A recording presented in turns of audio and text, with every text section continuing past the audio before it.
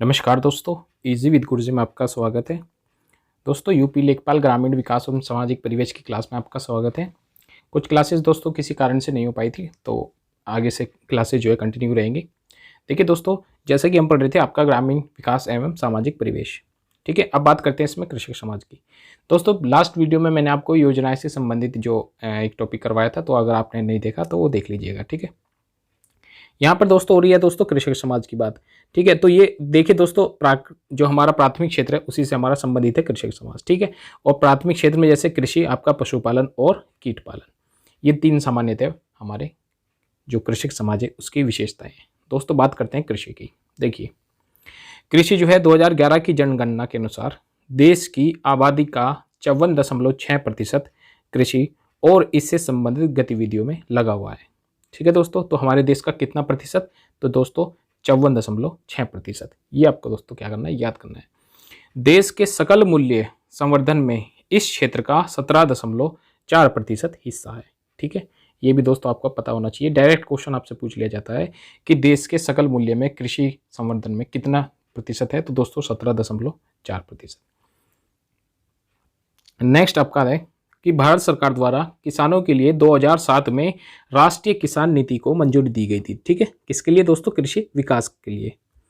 कृषि हमारी जो है दोस्तों 7वीं अनुसूची में, ठीक है। और कृषि को राज्य विषय में लिखा गया है, अर्थात ये कृषि जो है हमारी राज्य सूची का क्या है दोस्तों, विषय है।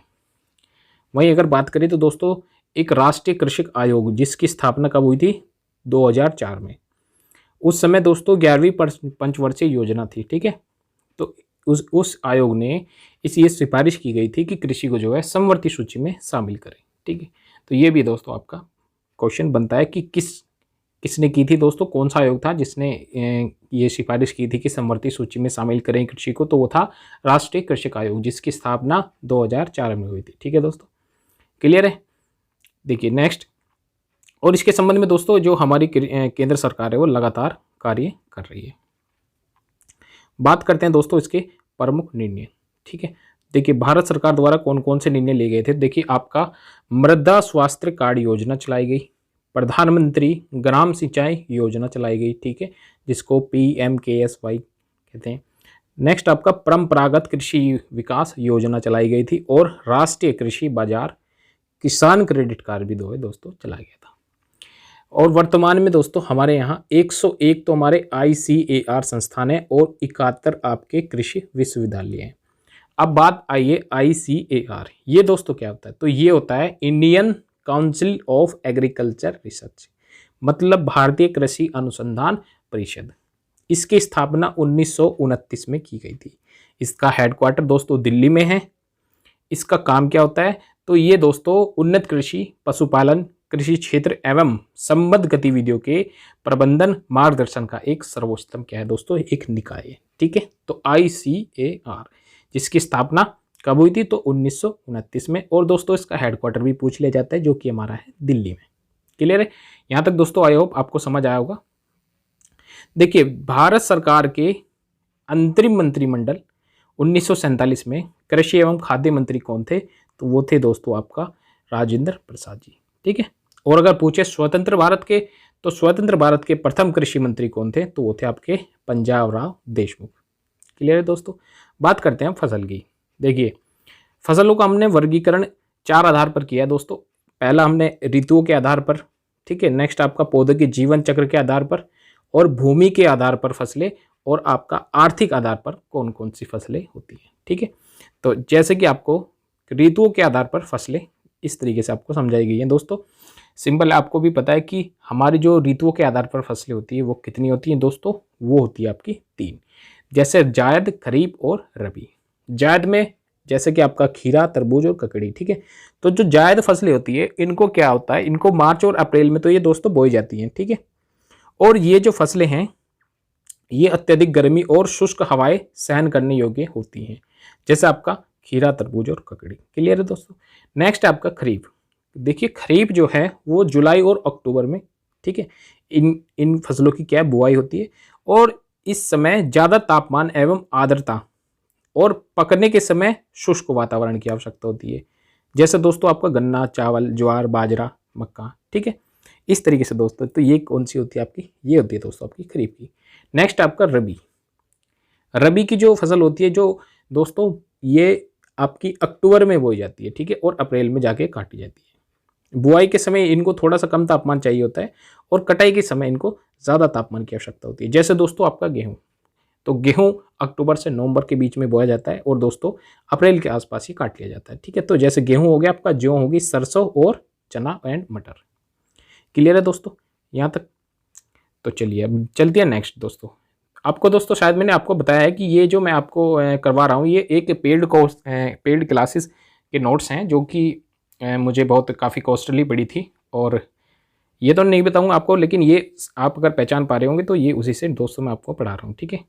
आप बेवजह आप दोस्तों आप कोई कोर्स खरीदते हैं या फिर बेवजह पैसे देते हैं तो सिंपल सी बात है, ये एक ऐसा सब्जेक्ट है जो दोस्तों अक्सर जो पढ़ाई वाले स्टूडेंट होते हैं उनको दोस्तों थोड़ी दिक्कत आती है, क्योंकि मैथ, रीजनिंग और जीके जीएस तो आपका हर एग्जाम के लिए वो तो आप पढ़ते ही रहते हैं। तो ठीक है, तो ये यहाँ पे मैं कई क्लासेस आपको बिल्कुल फ्री में प्रोवाइड करवा रहा हूँ, ठीक है। तो अगर आप चाहते किसी का और किसी के काम आ जाए तो आप इसको शेयर भी कर दीजिएगा दोस्तों। सेकंड आपका है पौधों के जीवन के आधार पर फसल, ठीक है। देखिए इसमें भी 3 प्रकार की होती है, एक होती है एक वर्षीय, ठीक है, एक होती है द्विवर्षीय और एक होती है आपकी बहुवर्षीय। तो दोस्तों एक वर्षीय फसल, जो फसल 1 वर्ष के अंदर अपना जो है जीवन काल पूर्ण कर लेती है, मतलब दोस्तों जो हर एक साल बाद काटी जाती है, उनको दोस्तों एक वर्षीय कहते हैं। जैसे आपका गेहूं, चना, जौ और सरसों। और आपका द्विवर्षीय, ये दोस्तों पहले वर्ष में तो वृद्धि करती है और दूसरे वर्ष में दोस्तों बीज का उत्पादन करती है, जैसे दोस्तों आपका चुकंदर। क्लियर है? नेक्स्ट आपका बहुवर्षीय।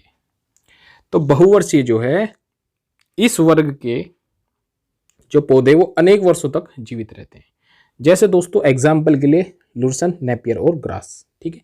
ये भी आपसे पूछ लिया जाता है, मोस्ट इंपोर्टेंट है दोस्तों। तो चलिए नेक्स्ट आपका भूमि के आधार पर देख लेते हैं। तो देखिए दोस्तों भूमि के आधार पर भी हमने 3 प्रकार की हैं दोस्तों। एक है आपकी हल्की भूमि की फसलें, भारी भूमि की फसलें और दोस्तों मध्यम कृषि की फसलें।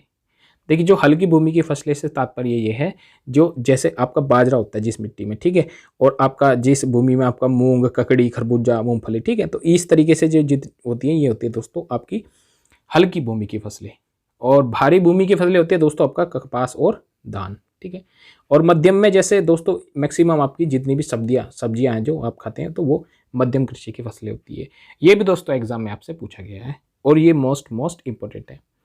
आर्थिक दृष्टिकोण के आधार पर अगर हम बात करते हैं तो दोस्तों देखिए सबसे पहले अगर बात करते हैं तो अनाज की फसलें आर्थिक दृष्टि के आधार पर, देखिए दोस्तों आर्थिक से संबंधित आपका रहता है, जैसे जो जिनको बेच के हमें पैसा लाभ मिले तो वो आर्थिक एक तरीके से।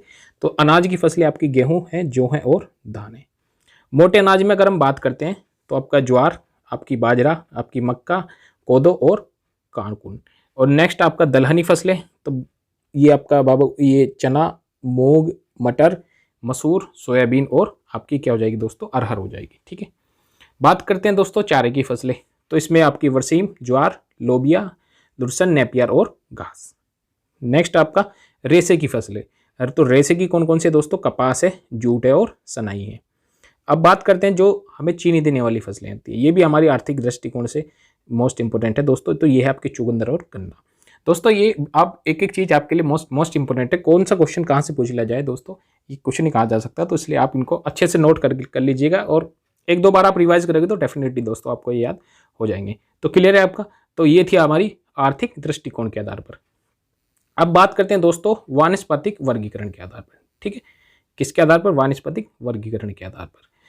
तो भाई ये आपका एक घास परिवार, इसमें आता है आपका घास परिवार, आपका कंपोजिट परिवार, मटर परिवार, चीनी पड़ोसी परिवार, लिलिएसी परिवार और कपास परिवार, ठीक है। तो वानस्पतिक वर्गीकरण हमने इस प्रकार से इन परिवारों में बांटा, जिसमें हमारा घास परिवार के अंतर्गत आपका गेहूं, जौ और मक्का आता है। कंपोजिटी परिवार के अंदर सूरजमुखी, गेंदा और पायसूरी आती है।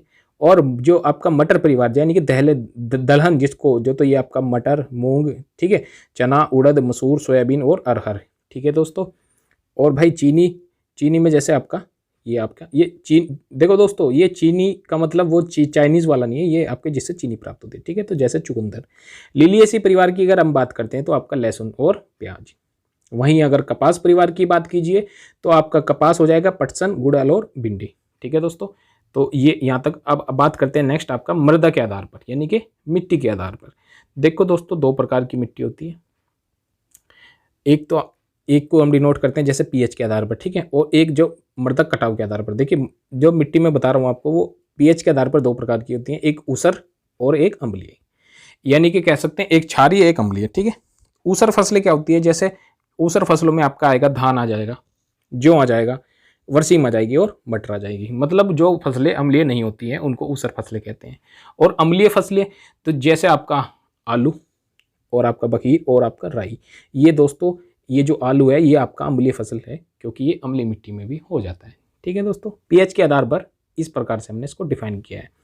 और दोस्तों अगर नेक्स्ट बात की जाए तो मृदा कटाव के आधार पर दोस्तों एक होती है मृदा कटाव को रोकने वाली और एक होती है मृदा कटाव को बढ़ाने वाली।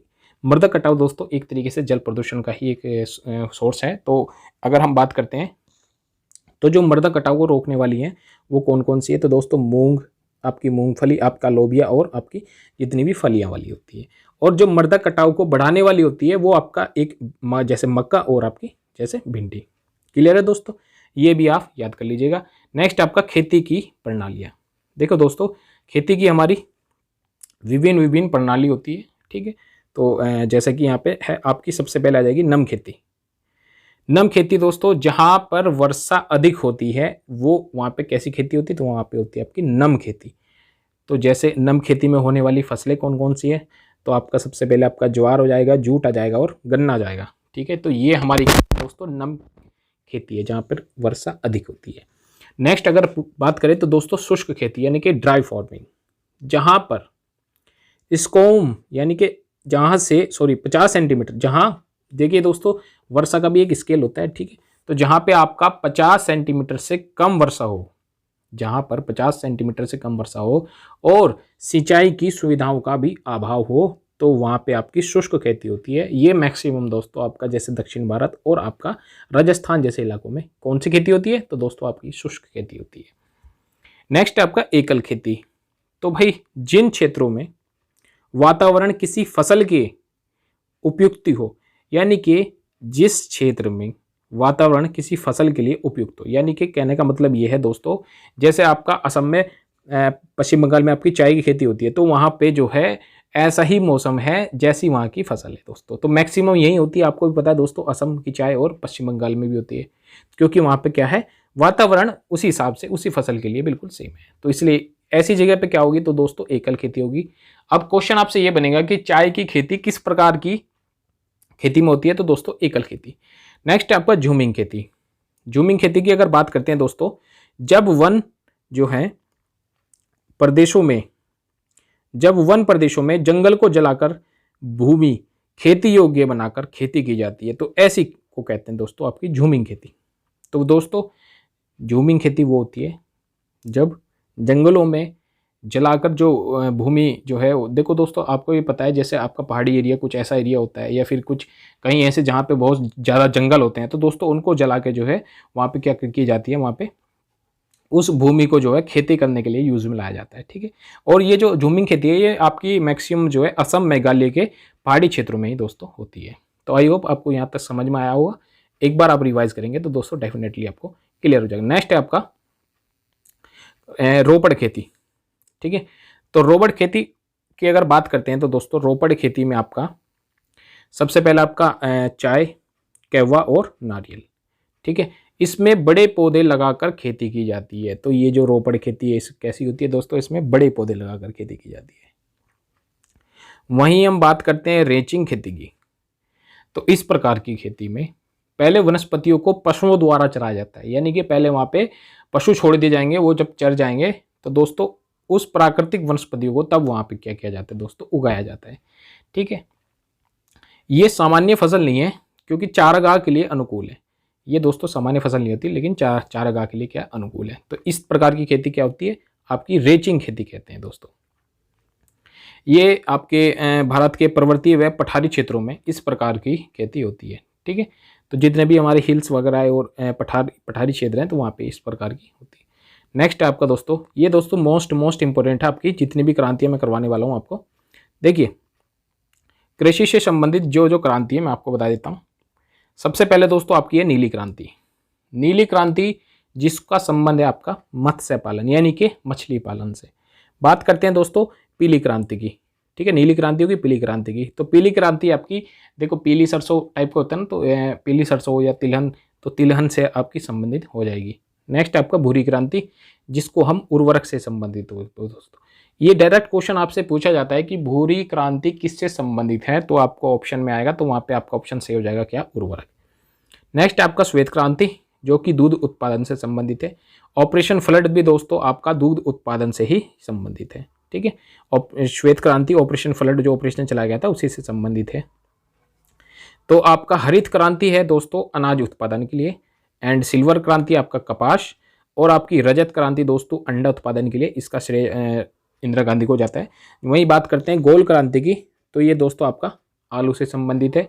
और आपकी लाल क्रांति, देखिए लाल टमाटर भी होता है और मांस भी, ठीक है, तो ये इससे संबंधित हो जाएगी। नेक्स्ट आपका सुनहरी क्रांति जो कि बागवानी से संबंधित है।